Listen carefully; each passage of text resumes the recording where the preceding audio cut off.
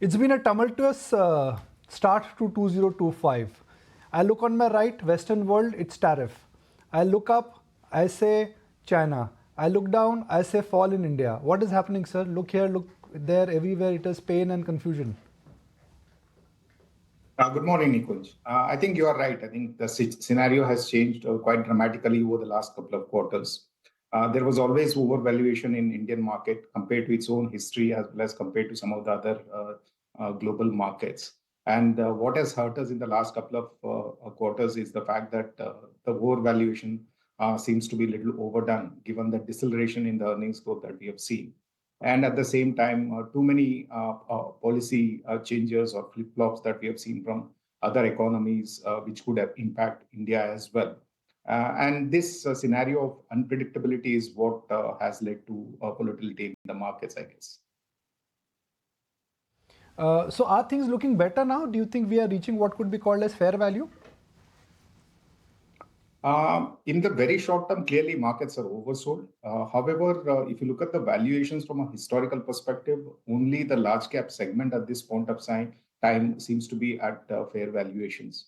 The mid and small cap basket is still at a premium to historical valuations. So to that extent, while we may see some stabilization in the short term, the eventual moves would be dependent on how the earnings recovery happens and also where we finally settle on valuations.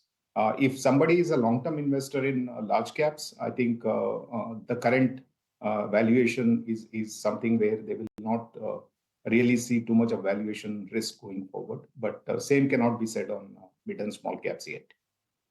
Can you give us an example when you say small and mid cap stocks are still expensive? What is the basis of this analysis? One, compared to their own history, they are still at a premium of 20 to 30% at the index level. This is based on the last 7 or 8 years average, wherein a lot of money has flowed into mid and small cap basket. The funds have had different categories drawn out, and to that extent, the definition of mid and small cap has become very clear. Assuming all of this new reality will continue in terms of flows, in terms of the definitions that have changed, etc. Even if you take that average, the current market valuation is 20 to 30% premium to that. And we are not even talking about the long-term average like what we see for large caps. For example, when we say long-term average for large cap valuations, generally we talk about 10-year, 15-year average. If you take that, probably mid and small caps are still 50% premium to that history. I'm not even going into that longer history. Even if you take 7-8 year period, clearly there has been a premium to mid and small caps even at this point of time.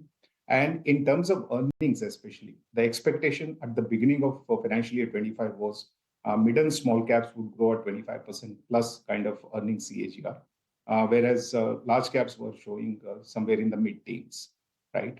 Now, both the baskets have started to decelerate in terms of the earnings growth.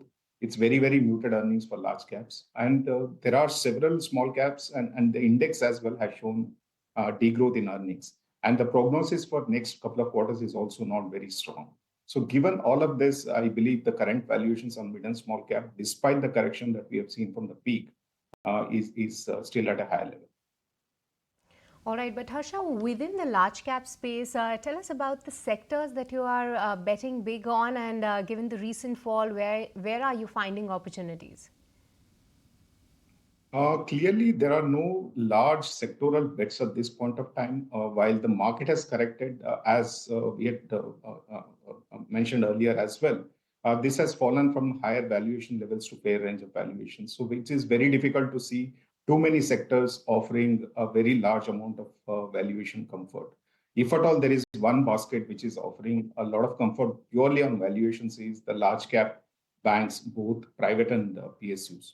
Other than that, there are some smaller sectors which are looking better where we have overweight position. For example, after a period of consolidation and a down leg in specialty chemicals, we are seeing a little bit of upturn during this quarter. And we believe that most of the negatives are priced in, and we should be able to see better volume growth as well as pricing growth going forward. So that's one of the smaller sectors where we have an overweight position.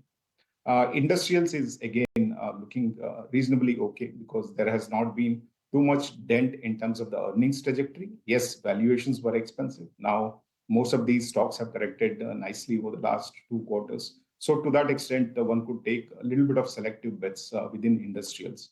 And probably some of the other smaller sectors like telecom, cement, etc., offer good support in this kind of a market.